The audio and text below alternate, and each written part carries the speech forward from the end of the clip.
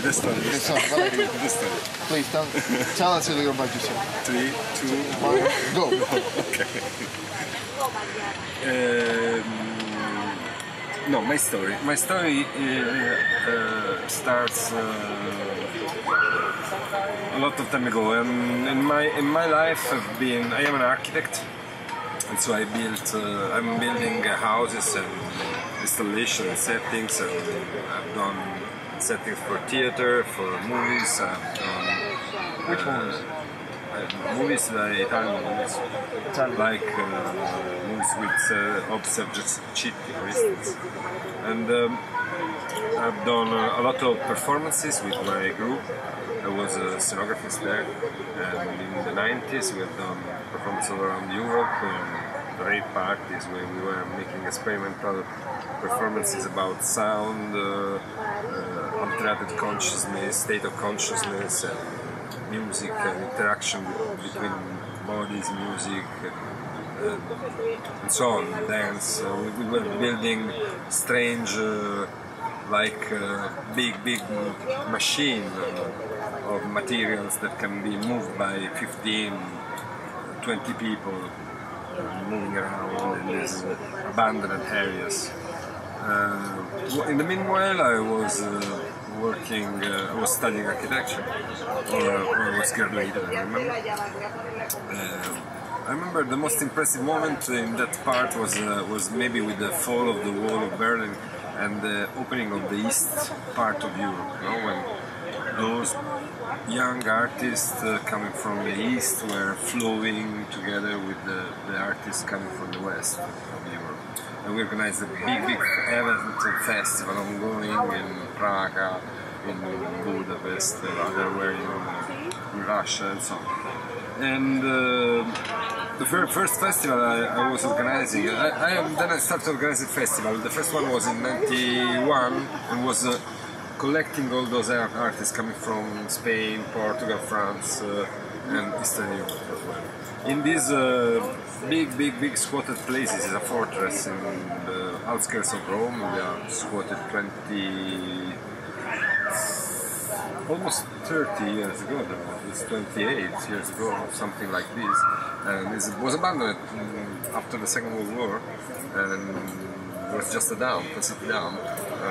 So in '77 was the first squat of that place, but then the squatters found a dead body of a child, and so they abandoned the place for investigation, for the police coming. And the second squat was on the '86, when a big movement of squattings in Rome started, where we started taking like 40 places abandoned in the old town for musical, art, and living purposes. I mean, there were free places which you can pay a beer like €1, I don't know, some bucks, and have music and concert for free, and smoke herbs and so on. And the only things not allowed were the only things not allowed then there were heroin and heavy drugs, and was no machismo and no racism anyway. No fascism as well. And that was important because it's built a generation of people connected, interactive, that was making, I don't know, the first experiment also in the network. That was, you remember, in Europe the first pieces of the internet were I don't know, in '95 maybe. And so we started groups of radical taking of the net, no? I mean, like kind of, they were called Havana, that means avvisi ai naviganti, so it means something to say to the people that want to surf the net. It was not already a net, it was just some BBS, so some pieces connected by the telephone line just. And so it was the first experience in the radical network of digital culture.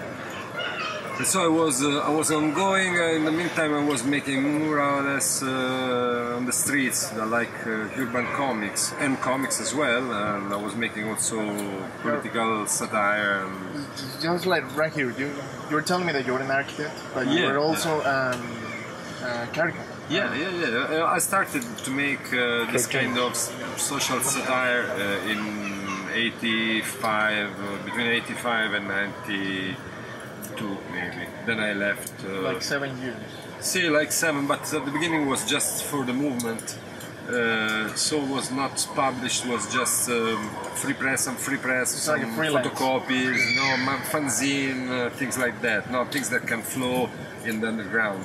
And I made a lot of magazines, some books, something, but a lot of magazines with friends, participating to, I don't know, the mail art movement. So we were sending one to each other some real post mail, and which inside they were drawing or art staple, like little magazines and so on. And these kind of things were till the 90s, when the 90s has been, I think, the U-turn of my attitude, because I decided not to go on imagining myself as a boring teacher, professor in architecture. I as well. I teach them. See, I've done it. I've done it at the end, but I've done it without becoming a professor. I left the idea of making the career. No? Yeah. I just have. I've had, I don't know, till between the end of 90s and 2010. For 10 years more or less, I've been teaching in universities and private schools and other places like these places. You still do? No, I left also. No, I love to make things when they have sense, when they make sense for me. And then when they are like disappearing in the emotional part, are like fading away, I run in a space and start making other things.